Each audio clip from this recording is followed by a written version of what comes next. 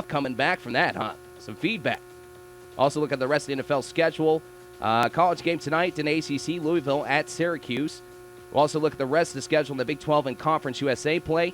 We're also going to, after we talk to Ryan and JT Thomas, we're going to get Doug Smock's prediction. He posted a prediction for that Morgan State game tomorrow that kicks off at 6:05 in Huntington. We'll get you his prediction for that game. And also looking around to other games in Week 2 that will be a game to watch. And like I said, Week 1, they called it the best weekend of college football. This week, not so much. There's a lot of Power 5 programs facing off against FCS programs, but there are some interesting games in some of these other conferences, and I'll point some of those out. Also, big news in that Florida State-Charleston Southern game. Yeah, that's right. Called it big news, and I'll get to that, too, later on the show. Winner show as well, with as we always do, with our Let's Get Weird news. And I'm sure Nick, DJ Matlock, what up? It's Friday. It is Friday, man. I can't wait for the weekend. Some football, some beer. Right? Lots of beer. Yeah, it's definitely been that kind of week, brother. Yeah, we've been busy all day getting all this football stuff together. And Nick's news director here, so he's got that stuff going on, too. It's been a busy Friday, but that's what you do. Working for the weekend, right? That's a song I think we need to get for our Fridays at some point. Yeah, we'll definitely work on that. We'll get that one for sure. I don't think we got a song today. I don't think we got one. I don't know if you have one to play, but are you looking for one? There we go. Yeah, that's more like it. Today has been hell. Yeah, it's been awesome, man. And take that in, baby. Take that injury. Take that energy into, or an injury, into the weekend. Injury. Yeah. Be safe. Drink responsibly. You can always take us on the go at 95tosportsfox.com and on your TuneIn app on your smartphone, iPhone, Android, and also we're simulcast over at rsnsports.com. I think our stream's up. I'm not sure. Yeah, we're up. Are we getting sound through there now? I got the sound working. Okay, so couple we are minutes up. there, yeah. So if people are watching along and they're listening here, the first couple minutes didn't have audio. We've got that fixed now. It was just a small technical error, but we got it going. Yeah, so studio. It's funny because when we first started the show, we would make jokes that we were broadcasting out of our garage. We've upgraded a little bit. Yeah, now we got a hamster on a wheel to carry our stream, so that's cool. I'm glad. I wonder how much they probably pay the hamster more than me now at this point, don't they? He does a lot of work. He does. He works constantly. All right, let's jump into our breaking news.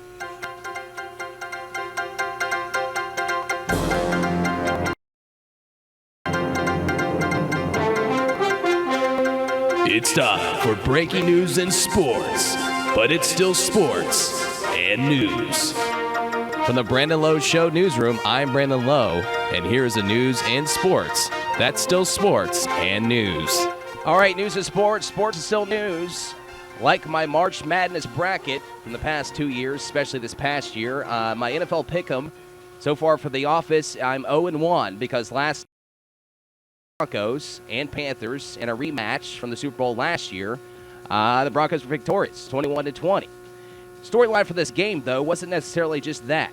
The storyline of this game was all the hits to the head Cam Newton suffered, and the referees failed to do their job to throw a flag, and also failed to do their job to call targeting. And the Panthers are just in an uproar about this, and they should be. I mean, there were some serious, vicious hits on Cam Newton. And Cam Newton's not... I mean, if this was any quarterback, I would be raising hell, too, for them, too. Because it's funny we talk about this in the NFL all the time. What's the number one thing we talk about in the NFL? The things that they need to take care of. Make the game safer, correct? CTE studies. We got this this lawsuit that was settled, this settlement. What was it, $1 billion or something? Something like that. Right, Nick? What, like $1 billion or something like that? Yeah, it was a lot. Between like 21,000 players. Here we are in the midst of this. The NFL claims, well, and the funny part, here's the funny part too. Remember the preseason game when they couldn't play on the field because the surface was too hard because of the paint? And then you got a star quarterback. He is a star, by the way. taking shots on national television. They throw one flag, and then they eventually call it intentional grounding. They also claim that somehow Cam Newton was able, he should have been able to dodge the hit. So shouldn't we use that same rule when we talk about defenseless receivers? When a guy hits a guy with the crown of his helmet, well, safety didn't see him. Should have moved out of the way. I don't get it. So Broncos win that game 21-20. But the storyline of this is, what were the refs doing? Start the weekend early? Was it Whiskey Wednesday on a Thursday? It's Whiskey Wednesday, Mr. Catfish Cool. I don't get it, man.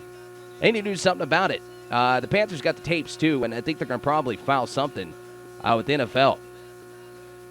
But here we are again with these referees. Remember when we had replacement refs? Ugh. That was fun.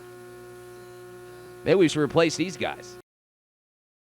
I don't know how you don't see it. It's on the Jumbotron. It's like the movie The Replacements over here. The other good storyline, though, on a positive note, on the other side at quarterback, Denver Broncos trying out a new quarterback, Trevor Siemian. This is a kid that was a 7th-round pick. Wasn't projected to do much coming out of college. He wasn't a guy everybody was talking about, which a lot of those guys, much like Tom Brady, was picked in the 6th round. These guys, some of these guys that aren't talked about, that become stars. And he didn't there, and he wasn't a gangbuster or anything by any means, but he led 2 touchdown drives, I believe, in the first half, 2 touchdowns, second half. So, they look good too. So let's not take away from the Broncos as well. Plus, the Panthers missed a field goal. That was the big difference. If the Panthers hit the field goal, the Panthers win. It was still a good game, but I just don't understand how the NFL could sit here and talk about how CTE, concussions, making the game safer. Oh, you can't play a preseason game because the paint's hard on the field. But these blatant no calls on Cam Newton, it's hilarious. That's why the NFL is always going to have fans, because it's got such a big brand. It's got stars. It's got tons of money, the venues, everything. It's just so much behind it. But what's funny is the reason why people look at the NFL the way they do is because they're not consistent in what they're trying to convey. Their messages they try to convey aren't consistent. It's completely hit or miss. I think Roger Goodell should go back to the mailroom. All right, NFL schedule: Green Bay at Jacksonville, Buffalo at Baltimore, Chicago at Houston, Cleveland at Philadelphia. That's going to be the toilet bowl for this weekend. Tampa Bay at Atlanta, Minnesota at Tennessee, Cincinnati at New York, Oakland at New Orleans, San Diego at Kansas City, Miami at Seattle, Detroit at Indianapolis, New York at Dallas, and New England at Arizona. That one could get ugly. And on Monday night, which we'll probably talk about these games, especially the Steeler game, most of you guys are out are Steeler fans in this area. Pittsburgh at Washington, and your late game for Monday night, Los Angeles at San Francisco, which should be a good one out west. Tonight in college football, real quick, Louisville at Syracuse, a matchup in the ACC at 8 p.m. on ESPN. Lamar Jackson is probably one of the best quarterbacks in the country, and I'm not just saying that because of his performance last week, because he played Charlotte. They're one of those teams, again, like I like to say, that probably Capital could probably put 50 up on. So, let's scale it back a little bit, but that's still impressive. Lamar Jackson is a really, really good quarterback, though, and this could be a good one. Syracuse using that new up-tempo offense. It's in Syracuse. As West Virginia fans, if you remember, that Orange Bowl season when we were ranked 15th, I believe, in the country, we went to Syracuse and we got smoked. So it's possible, but I like Louisville in this game, but that's on at 8 o'clock tonight. Other games real quick in the Big 12 Conference outside of West Virginia's game against Youngstown State. Looking at the other matchups in the Big 12. Central Michigan, number 22, Oklahoma State. Kansas will welcome in OU, Ohio University. SMU at number 23, Baylor. Arkansas at number 15, TCU. That should be a good matchup. UTEP at number 11, Texas. Louisiana Monroe at number 14, Oklahoma. Iowa State at number 16, Iowa. Texas Tech at Arizona State. That's going to be a good one, folks. And in Conference USA, outside of Marshall's game with Morgan State at 6:05, looking at the rest of Conference USA. Tonight, Maryland visits Florida International. Saturday, Rice and Army. Western Kentucky at number 1, Alabama. This could be interesting. I mean, Alabama, the verdict's still not in for Alabama. Were they that good? or was USC that bad? Now, I'm not saying Western Kentucky is going to get this victory, but this could be a very interesting game, at least for a half. So that's a game to kind of watch, and maybe, just maybe, you might get a game. I doubt it, but you might get a game.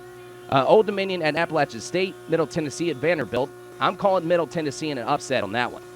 I think do after that game. Texas San Antonio at Colorado State. Charlotte, Elon, Morgan State at Marshall.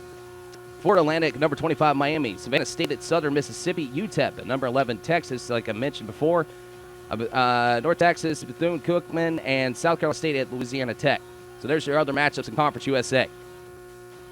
Like I said, it's not this whole Week 2 is not something like we.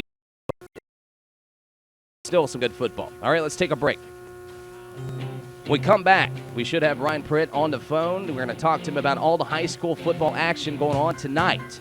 Gotta love Friday nights across the Mountain State.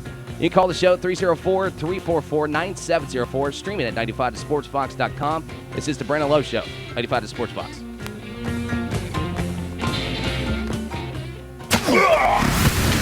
You're listening to the Brandon Lowe Show on 95 The Sports Fox. Be a show. Let the Valley hear your opinion. You know, that's just like your opinion, man. On the top sports stories, locally or nationally. On the Brandon Lowe Show, call 304-344-9704. This is JT the Brick with Tom Looney. Bob McKillick's our guest as we wrap it up, head coach at Davidson. What's the best part of your relationship right now with Steph Curry? That he never forgets where he came from. He has got the spotlight on him. Stephen Curry takes that spotlight and passes it around to everyone who has been part of his life. This is JT the Brick with Tom Looney. Nights at 8 on 95 The Sports Fox. It's Jason Smith. If it's almost a sport, we've got it here. Let's just face facts right now. San Antonio lost. They lost to Oklahoma City. They'll get help in the draft. Are you confident that this team is going to be a team that can get to the NBA Finals, can get past the Thunder again if Kevin Durant is still there, can get past the Warriors? No. You have to. And you got to build it up, and it starts with Duncan, it starts with Ginobili. It's Jason Smith. Nights at 10 on 95 The Sports Fox. Follow the show on Twitter at WBES Brandon Lowe. You can also listen to the Brandon Lowe Show on your TuneIn app or at 95thesportsfox.com. Now, back to the Brandon Lowe Show on 95 The Sports Fox.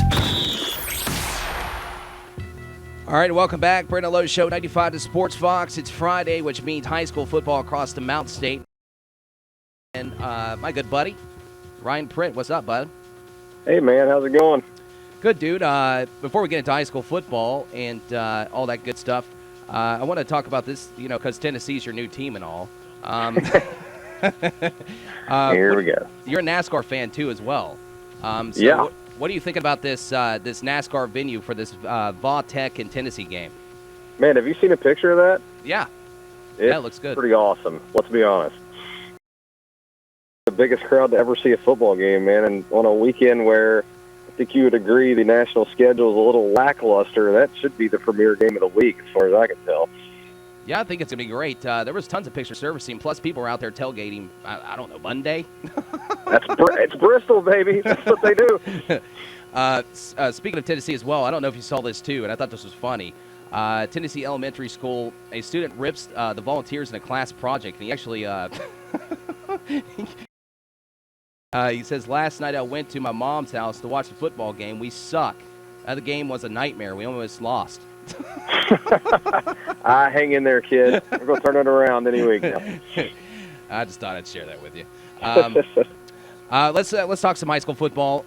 Let's start in Class AAA. That Hurricane-Cabell Midland game, we've kind of seen both these teams struggle a little bit, but then also get some wins. What do we expect out of Hurricane and Cabell Midland? I'll tell you, man, some dude in Hurricane made like a blog and is just calling out the Gazette Sports Mail staff. Second week in a row, 8 out of 9 people have picked against Hurricane, and they're using that as a little fuel down there. I thought that was an impressive win for Hurricane last week. I saw them in the first week against Winfield.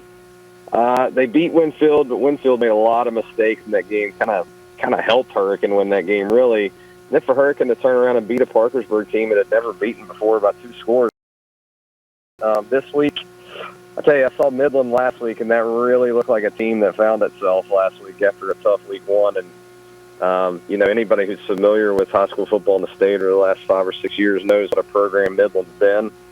And up front, just 8 South Charleston up on both sides of the ball. And if they play like that this week, it's going to be real hard, I think, for Hurricane to try to slow that down. So, if Midland indeed found itself last week, it could be bad for the rest of the state and especially for Hurricane this week. Yeah, it's funny you mentioned that Hurricane blog. I actually read that this morning. I think you shared it. I read it. It was they were calling you out. But speaking of those picks, can I just throw this in real quick, too, that me and you were the only people to pick Huntington. Yeah, me, you, and Doug Smock. We were the only 3 Huntington believers that I found. So, yeah, we were right on one. Look smart for once, huh? I just had to throw that credit out there because they were calling you out about that. So I was like, wait a minute. We don't all wrong, do we? Yeah, I mean, I'm in 3rd place in that thing. I thought I was doing pretty well.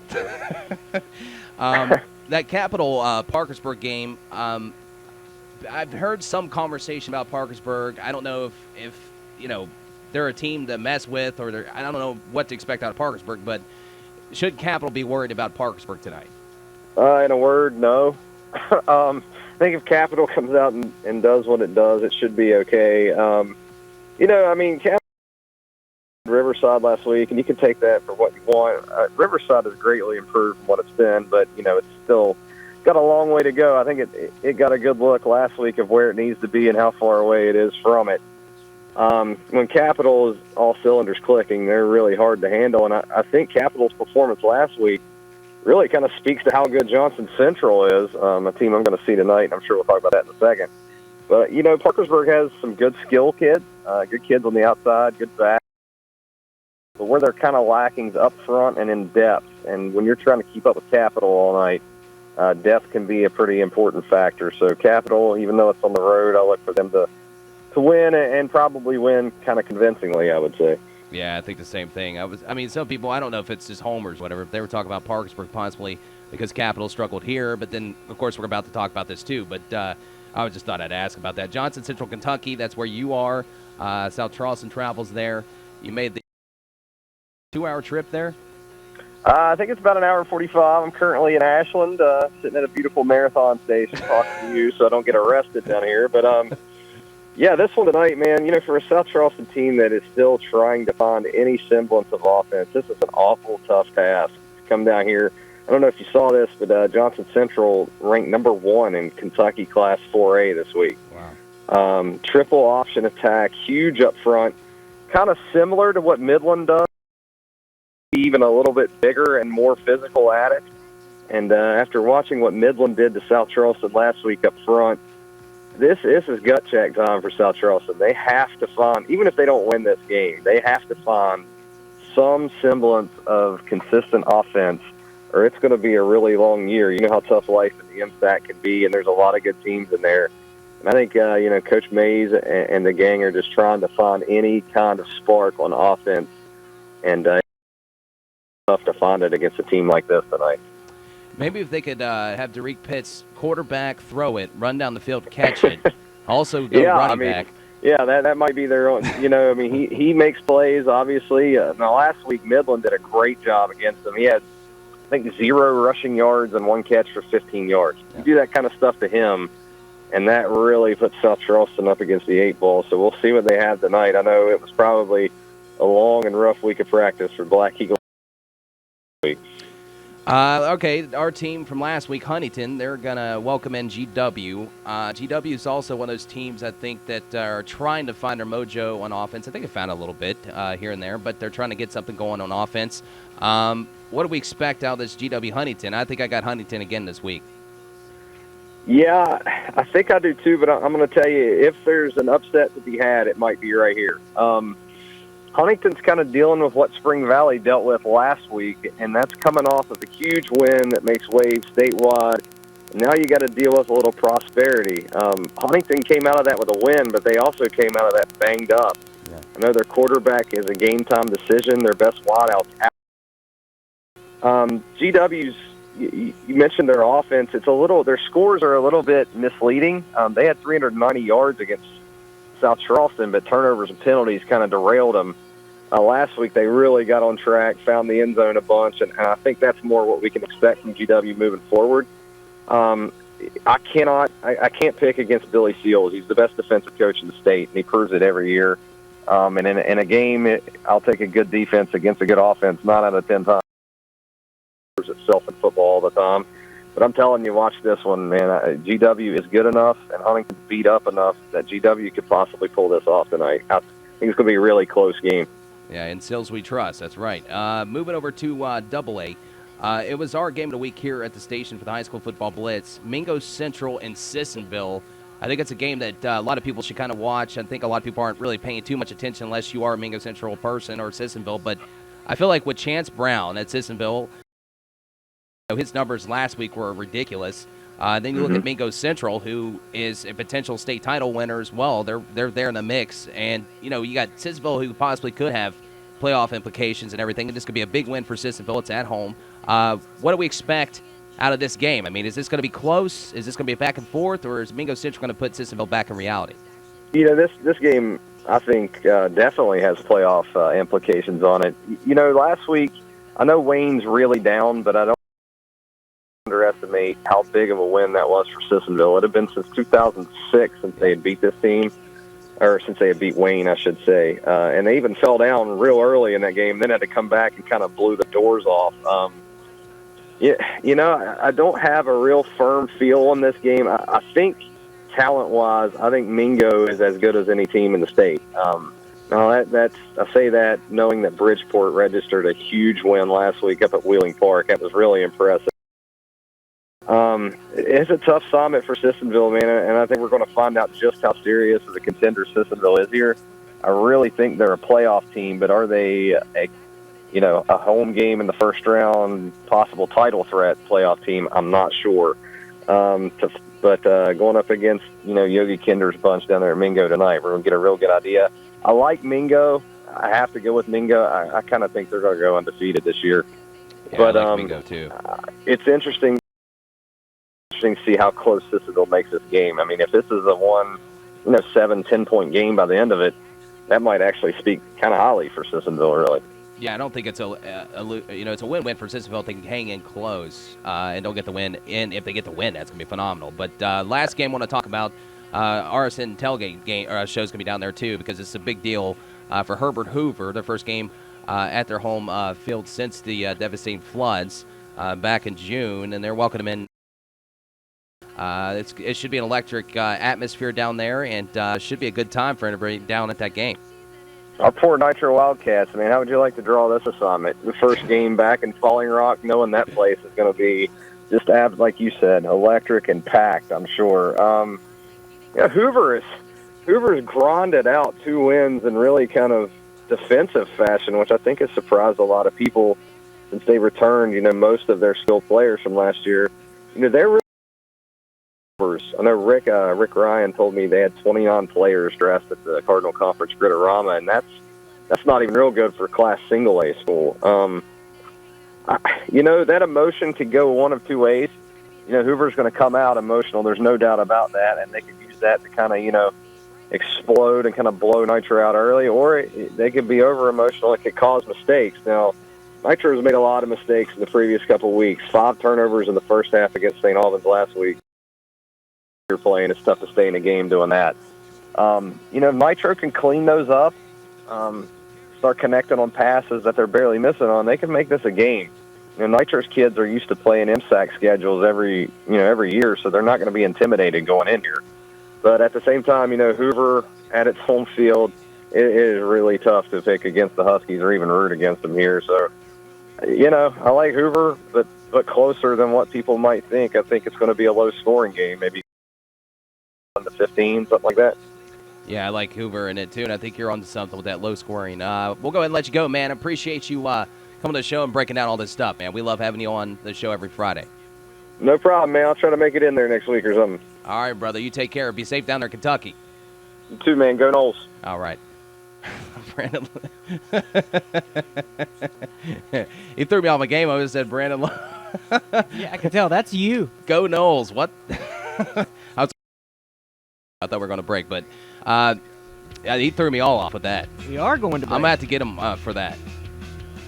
All right, that was Ryan Prick, ZML Prep Writer, breaking down all the high school football action. Like we said, high school football blitz as well with me and Nick on all the stations here at Bristol, BSR, QBE, YNL.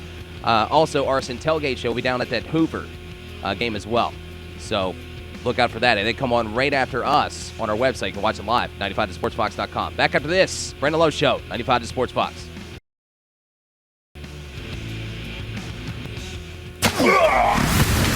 You're listening to The Brandon Lowe Show on 95 The Sports Fox. Be a part of the show. Let the Valley hear your opinion. You know, that's just like your opinion, man. On the top sports stories, locally or nationally. On The Brandon Lowe Show, call 304-344-9704. Truck drivers. The industry's leading trucking company will be holding a driver recruiting event to support a unique team tanker driving opportunity in West Virginia with a long-haul west route, home time, and limited time sign-on bonus. Meet a Schneider recruiter September 7th or 8th, 11 a.m. to 1 p.m. at the Holiday Inn in Barboursville, or September 9th, 11 to 6 at the Hampton Inn in Charleston. Get full hiring event details and info about this unique team tanker driving opportunity at SchneiderJobs.com. That's SchneiderJobs.com. The Ben Maller Show. I know I can't do it like Ben do it. Ben Maller. It wasn't even the greatest punch in Ranger history. That's the unfortunate reality.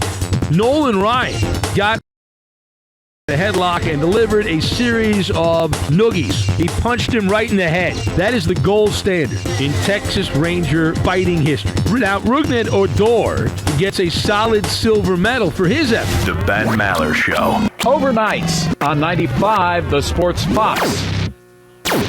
Follow the show on Twitter at WBES Brandon Lowe. You can also listen to The Brandon Lowe Show on your TuneIn app or at 95thesportsfox.com. Now, back to The Brandon Lowe Show on Sports Fox. All right. I want to thank Ryan Prick for coming on, talking high school football stuff, breaking down all the stuff across the Mountain State. Want to welcome in our next guest. He played 94-95 for the Mountaineers, the linebacker, JT Thomas, the host in the huddle with JT Thomas. What's up, man? Hey, what's going on, Brandon? Man, just taking in all this football stuff. Football season is here. It's exciting. This is the best time of the year. It absolutely my favorite. Let's talk about, let's start with you and how you've seen this program progress. Speaking of the Mountaineers, going from your playing days, I always like to hear former Mountaineers, in the past, how the program was then, to seeing how the program is now. When you look at this program now, is it like a wow moment for you to see them in the Big 12 Conference and all this stuff, like new facilities, things getting thrown at this program? It absolutely is. I mean, you got to think about, Randy, in the Big East, was the Big East when I played. When my son played, it was a different Big East. In fact, I oftentimes kid him about his Big East being a little softer than the Big East that I played in.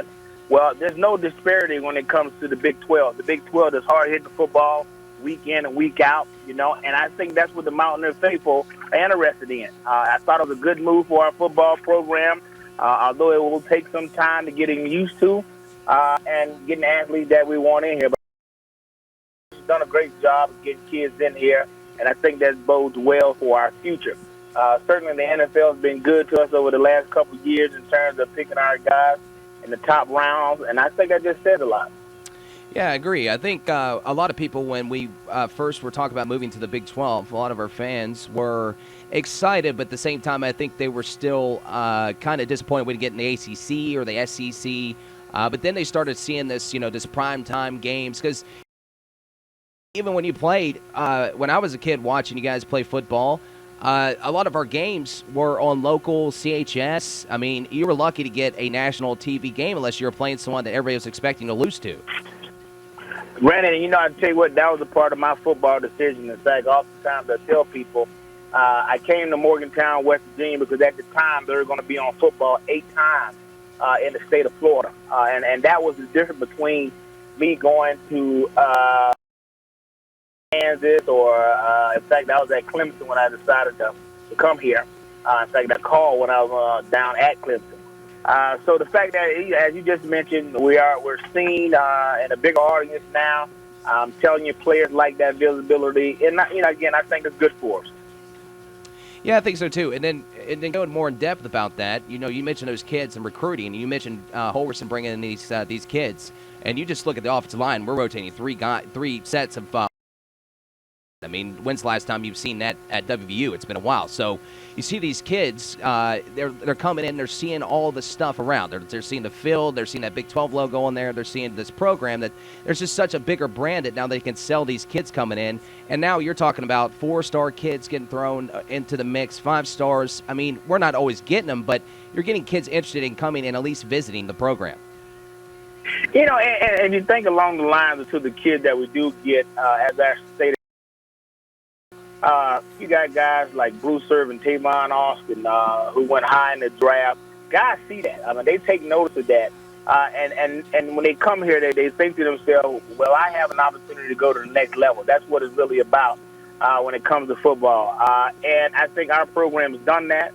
Our program's shown that it can be a program that churns out quality players.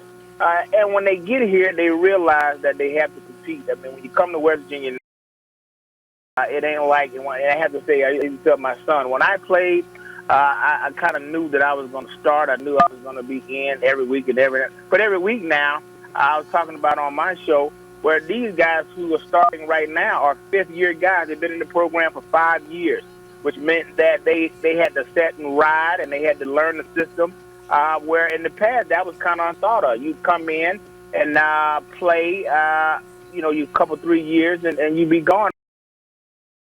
These guys are doing a better job of teaching guys difficult systems, and those systems are translating well for them when they go on to bigger and better things. Yeah, certainly NFL thing. And for a while we were talking about West Virginia becoming a wide receiver U almost, because we were having kids, Kevin White, Tavon Austin going first round. But let's talk about the Mountaineers this year. We saw them play against Missouri. It was the things that we expected. Missouri's offense has struggled last year. Was our defense pretty good? I mean, what'd you take from overall from the first game of the season? I thought our defense did very, very well. And the fact that we lost so many guys, I was really looking for a huge deficit in terms of talent. But I was gladly wrong. I mean, our guys came out and it just appeared to me that they've been around this system. This is nothing new to them. The young guys on the corner did well to not Henry playing because of a leg injury that put him out for the rest of the season. One of the White brothers, I think it's Kamir White, playing safety, and I thought he just did an outstanding job. And I know it's the first game; it's a rebuilding Missouri, but for the most part, I thought our guys did an outstanding job. I mean, in the linebacker, the strength of our defense, everybody knew was our defensive line. Our linebackers play as well as they did. They were all playing downhill, and that's what you want out of a ball club, a defense that is all about attack. Yeah, I definitely agree with that. And it's funny, the defensive that front for West Virginia. We had a couple injuries here and there on the back end on that too. Our starters. That's the one thing I worry about with the defense. I'm not worried about everybody's worried about the secondary and the safeties, and I think we're going to be fine. I think we'll be tested, especially when we play against Texas Tech. I think that's going to be a huge test. But when they push it vertical, but I think honestly, when I look at that front, it's like, okay, we got those guys. Those guys are starting, getting most of the reps. I'm interested to see if they wear down, because I know they were telling Gibby and all those guys that, hey, we can play as many snaps as you want. We can hang in there, but you got to think of that grind, the Big 12 conference schedule, where you got teams, pushing 100 snaps or more per game. I mean, and the cool thing about that, they seem to have this next guy up mentality. That 3-3-5 is certainly a different brand of football, and they're able to rotate guys in. This year going there, Christian Brown and Nova Nwatu were guys that, we expected to lead the team. But that first week, man, we had some two unknowns. I think the Harrison kid did quite well. I think it's number 49. He did quite well. The kid, but he's doing well, and I don't think it's just a fluke because, Missouri, they came to play ball. I mean, that's an SEC school. that I think is going to do well with Brian Odom at the helm, and we caught him at the right time.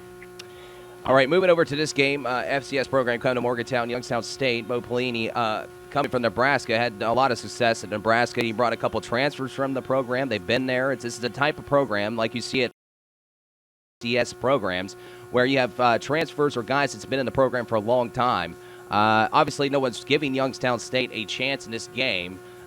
Is there any chance of a possible game this weekend? Well, you see, I'm an old Kneeling guy. In fact, I was just with Coach Kneeling yesterday. You know, I always go into the game wanting to be the underdog. I mean, honestly and truthfully. You're not worried about teams like those FSC schools, especially with a Bo Pelini coach. I mean, you know, Youngstown State division. In fact, right now, I think they're in the top 25, ranked 20th, I believe. They're not coming in here to lay down, guys. They're not coming in here to lay down. Our guys that expect to play all 3 quarters, all 4 quarters, all 3 sides of the ball. I never take anybody lightly. I'm not going to go in this game taking Youngstown State lightly. I think our Mountaineers will prepare for this game, and hopefully we can get our mojo going. And you know, as you know, Brandon, oftentimes that I worry about playing down the team. If we're supposed to beat this team by 40, you know, we tend to make it 20. You know, we got to do better. I think we got to do better, and I think our guys will. All right, so there he is, breaking down all the games. Real quick, though, most people know your son, too, JT Thomas. What's he up to now? Is he still playing with the Giants? He is. He's still with the Giants. He missed a few preseason games, but I tell you what, JT just has so much upside, man. They decided to keep him. In the league, this will be his 6th season, and I really think he has a lot of upside, and I'm glad the Giants kept him around because I see him only getting better. I mean, that's a kid that's a student of the game, has always been a student of the game. I'm excited to see him do well, and I'm sure you'll hear a lot from JT Thomas III in the near future. Yeah, I'm rooting for him, man. I saw that. I saw him. He was still with the Giants. I just wanted to make sure because the news surfaces so quickly. I wanted to make sure he was still doing good. That's good stuff. Where can they find? Yesterday. Oh, okay. There you go. See, you know how that news surfaces real quick, so I had to check in. Where can people find your show? This In the Huddle show. Where can they find it? You know, yeah, you can find it on YouTube, but also you can go to the DominionPost.com. The DominionPost.com. I'm really excited about the Dominion Post because they've given a platform to 4 former athletes, a platform that hadn't been given in the past. We're excited about the show. We're in our 3rd season, you know. So that's how you're going to find it. Go to DominionPost.com. Search for In the Huddle with JT Thomas, and you should be able to find us. Yeah, Brandon, I want to thank you for having me on, man, and I'll be around, so let me know if you need me again. All right, man, and I've checked out the show, and I love it, man. I've checked it out. I appreciate it, brother. All right, JT Thomas. 94-95 linebacker, host of In the Huddle with JT Thomas. DominionPost.com. I've checked out the show, man. It's cool stuff. They got all the former Mountaineers. Talks Mountaineer history, Mountaineer current football team. They run through all kinds of stuff.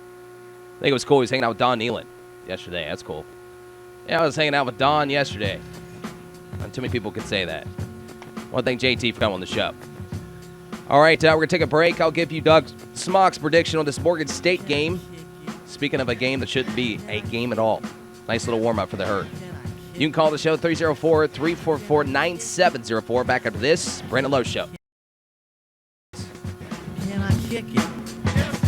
Can I kick it? You're listening to The Brandon Lowe Show on 95 The Sports Fox. Be a part of the show. Let the Valley hear your opinion. You know, that's just like your opinion, man. On the top sports stories, locally or nationally. On The Brandon Lowe Show. Call 304-344-9704. Ty Dillon turns up the wick one final time as they're crashing at the back of the pack. The NASCAR Xfinity Series on the Motor Racing Network. Dale Jr. Dillon racing for the win. NASCAR's most promising young drivers take on the sport's biggest stars. Ty Dillon right up underneath the rear spoiler of Dale Earnhardt Jr. to no avail. The Virginia 529 College Savings 250 at Richmond. Friday at 7 on The Voice of NASCAR. Streaming live at 95thesportsfox.com and sponsored by John Sang Ford. Let's bring in our guest on today's show, Jimbo Fisher, Florida State head football coach and West Virginia native. How have these roots, being from a blue-collar state, with your journey to becoming the great coach you are today? You know, when you grow up in the state of West Virginia, you reap what you sow. I mean, we grew up out here on a farm. My dad was a coal miner, so we put in a day's work. Just the mentality and the culture of West Virginia of just going out and earning what you can and putting in a day's work, I think has really helped me in this business. Listen to the Brandon Lowe Show weeknights at 5 on 95 The Sports Fox. This is the Dan Patrick Show. I just like to say that y'all rock, man. LeBron is the most valuable if you want to have another conversation about. You can't say you're the MVP, I'm fine with it, but then say, if we're talking about valuable, then we can have another conversation. No, we are talking about valuable. So he was saying Steph's the player of the year, not the most valuable. Dan Patrick. Mornings 9 to noon on 95 The Sports Fox. Follow the show on Twitter at WBES Brandon Lowe. You can also listen to the Brandon Lowe Show on your TuneIn app or at 95thesportsfox.com. Now, back to the Brandon on 95 The Sports Fox. All right, welcome back. Brandon Lowe Show, 95 The Sports Fox. Take us on the go at 95thesportsfox.com. On your TuneIn app, on your smartphone, Android, or iPhone. Also simulcast on rsnsports.com. Speaking of RSN Sports, they're going to be down at Hoover game for the tailgate show. You can join Carly, Frank Gardina, and Lisa Odie down there at that Hoover game. That's going to be a atmosphere down there, as Ryan pointed out earlier in the show. And they'll be down there. That show starts at 6. So right after our show, you can go over to our website, 95thesportsfox.com. Right when you get on that home screen, right to the right of the screen, right at the top, there's a little window to hit play. As soon as you hit play there at 6 o'clock, you can watch that live tailgate show. If you want to check out what's going on down there, they do all kinds of stuff. I mean, interaction with fans. They break down other games across the state. They break down at there, which Hoover's taking on Nitro. They do tons of stuff down there. So it's also at rsnsports.com as well. And this thing is blown up on Twitter, too. Since they announced they're going to go to Hoover, I mean, it's blown up. So they're loving them coming to down to that first game and a home game since the floods. I mean, that's a big thing. And we talked about that, too, before, that, you know, sports can bring relief. It can bring that sense of back to normalcy. You know, you can have your sport. It's crazy how that works. Like, you know, all this stuff went on in this community, but now these kids are back on the field. It just seems like you have a little bit of normalcy back. Like, you get to watch your kid play football. Everybody gets to come together. You get to root for your team. You get to eat some good food. It's just a good time. That's good. It's good to take that in. So if you're able to get down there, even if you're not a fan of Hoover or Nitro, you should get down there and check out that environment because it's not that far away from Charleston. If you're in the Charleston area, I feel like that's probably, to me, tonight, probably the best place to be tonight in the entire state. I mean, I really do. I think that's the best. Like, I mean, Ryan even said that, didn't he, Nick? He said this is going to be the place that you need to be tonight. So I wonder if Ryan wanted that. I wonder who got that game instead of Ryan. Ooh, yeah, I do wonder. I'm sure he wanted that one. I said he had to go all the way to Kentucky. He calling us from an Ashland gas. To probably watch South Charleston get hammered. I mean, I don't want to say that, but it's a good possibility. I think they're going to get waxed. I mean, Johnson. I mean, they're number one. They're number one in their class, and they handled Capital, and Capital's got a lot of offensive power. South Charleston hasn't even found anything on offense. It's going to be tough. No rhythm. Yeah. I'm rooting for South Charleston, but yeah, reality tells me that that might get ugly. Yeah. Real fast. Yeah. All right, Doug Smock, who we have on the show every Wednesday breaking down Herd football. We didn't have Steve Cotton on this week, but we'll probably bring him back on next week to kind of recap the Morgan State football game. We kind of gave him a little break leading up. I always like to give Cotton a nice little break in that first week leading up to the first game, because there's so much going on with trying to get all that together with this media stuff. When you're in the show business, they call it. There's just so we kind of try to give him a break, but I'm sure we'll have him back next Thursday. We'll probably have Smock on that Wednesday, and then even have Cotton on Thursday. So we'll double up on the Herd next week, Wednesday and Thursday. But looking at this game, Morgan State, they bring in a transfer quarterback who is from Wagner State or something like that, who could potentially kind of caused some problems here and there, but I'm with Smock with this and probably everybody else watching this game, whether you're a Herd fan or not. Just looking at this as far as where the Herd is and Morgan State. I mean, Morgan State gave up a ton of yardage to Holy Cross last week, and they lost by 30 points. So Holy Cross is not Marshall. Marshall would probably won that game against Holy Cross by 100 points.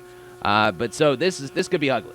And the good thing about these type of games, much like I hope happens for the Mountaineers against Youngstown State as well, is when you get a little bit of a lead, which, if you get that 3-score lead, you get now you can start bringing in kids that you can get reps for and prepare them to maybe possibly if they have to, get into those more important conference games. That's the best part of these games. Obviously, you're not going to want to schedule games like this all the time, especially when you're a Power 5 program, too, because of the playoff stuff, if you have potential there. But these games really help kind of get your other kids behind those starters and even the 2 deep. You can get some of those kids some experience just in case later on in the season. So this would be good for the Herd. He claims that Marshall's going to win 61-13. 60 points. What do you think, Nick? I mean, I'm a Herd fan all the way. I bleed green, but I don't know if we can put up that. Well, Holy Cross put up 50 points. I think it was like 53-21, 51-23, something like that. I can't remember the score. I don't have it in front of me for Morgan State's last game, but it was 50 up. So if Holy Cross can put up 250-plus yards on the ground alone, Marshall's going to rotate in probably 4 running backs. Most likely, Chase Litton will go out at some point in the game. So then now, Garrett gets a chance to go in and get some reps too. So, I mean, I don't know if they're going to score 60. It's like we talked to Doug about, are they going to start bombing the ball? You might see them go vertical a little bit in the beginning, but I think what they're going to do is tweak a lot of stuff in this game. And not show a lot because they got Akron the next week, and that's a big game for them. Yeah, you better have your ducks in a row for Akron. Right. That's something every year you better be ready for. And you got to beat a MAC team. That's like the rule. Once you leave the MAC, but you still got that MAC mentality. It doesn't matter if they're in Conference USA. They've been in the MAC for a while. You got to beat a MAC team. Beat them. Yeah. So they may get 60 points. I'm not ruling it out, man. I mean, I would love it. It's possible. That would be a pleasant surprise. I would come back in on Monday being like, heck yeah, did you see what the Herd did? Yeah, that's what I'm wanting that. But being, real, I don't know. I don't know about that. I think Marshall has tons of talent on offense. Oh yeah. I think it's going to be hard for a lot of Conference USA teams, Stevens, kind of stop Marshall's offense this year because if you remember, Rakeem Cato in his I think it was his first or second year, maybe. Yeah, second year. His first year in the system, they went like 5-7, something like that. It wasn't that impressive. He put up some numbers, but like the second year, that's a magical number for quarterbacks too. In a lot of systems, you get that first year in, and you learn the playbook, especially if you're learning as you're on the field and not just standing there with a clipboard. If you're learning it on the field, it seems like that second year, those guys it just clicks. I mean, and it's on. So I think Chase Litton's gonna have a big year. I expect the Herd to have successful year, and I don't think Smock's off too much. I think they could definitely score at least 50 points like Holy Cross did. Oh yeah. I'd like to see 60 points. That'd be awesome. But it's Morgan State. But hey, if you can put some points up, put some points up. Yeah. All right, let's take a break. Oh, there we go. New bumper. Gotta love your CKY. All right, this is our last segment coming up on this Friday show. Getting you ready for all the high school football stuff. We're also getting you ready for weekend football too. NFL starting this weekend. 9/11 too.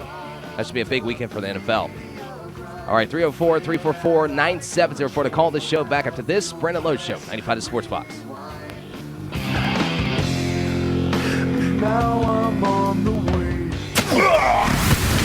You're listening to The Brandon Lowe Show on 95 The Sports Fox. Be a part of the show. Let the Valley hear your opinion. That's just like your opinion, man. On the top sports locally or nationally. On The Brandon Lowe Show, call 304-344-9704. Jim Rome, only on CBS Sports Radio. David Griffin joining us. He's the GM of the Cavaliers. Is the MVP award for the most valuable player, or is it for the best player? If V is valuable, I just don't see any way that there's a player that means more to our league or to his team than LeBron does or than Michael did. I certainly think the seasons that Steph has put together are historically good, but in terms of value to a league, I think LeBron is the face of this league just as Michael Jordan was.